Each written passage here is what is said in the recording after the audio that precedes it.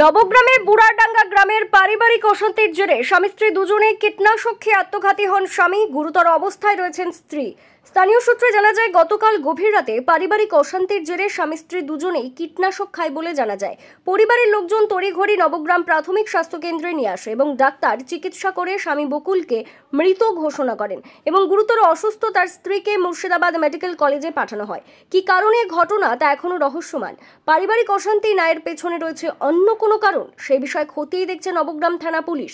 মৃত ওই ব্যক্তিকে নবগ্রাম থানায় নিয়ে আসা হয় এবং ময়না তদন্তের জন্য মুর্শিদাবাদ মেডিকেল কলেজে পাঠানো হয়। এই ঘটনা নিয়ে রীতিমতো চাঞ্চল্য ছড়িয়েছে এলাকায়। শোকের ছায়া নেমে এসেছে গোটা গ্রামে।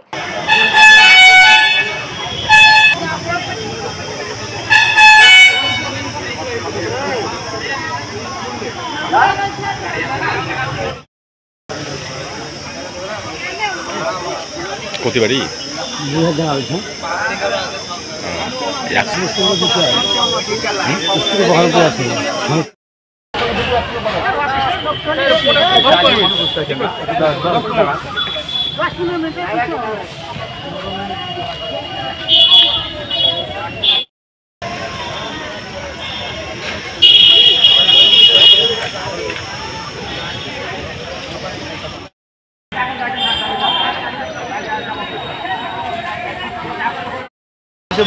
আমাদেরই পাশাপাশি বাড়ি। ওদের স্বামী স্ত্রীর পারিবারিকের ব্যাপারে একটা গণ্ডগোল হয়ে আছে। গণ্ডগোলের ধরেন গণ্ডগোলটা অনেকদিন থেকেই চলছে। আমরা পাশাপাশি বাড়ি শুনছি হয়তো, কিন্তু কাউকে শেয়ার করেনি কোনো দিনও। কিন্তু আজকে সকালবেলায় হঠাৎ দেখছি তো ওর বাড়িতে বিষ খেয়ে আছে, দুজনেই খেয়ে আছে। দুজনকেই হসপিটাল নিয়ে এসেছিলাম।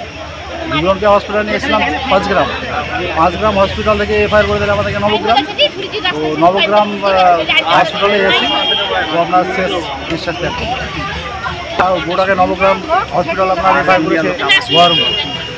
ছেলেটার নাম কি? ছেলেটার নাম বকুল আলী।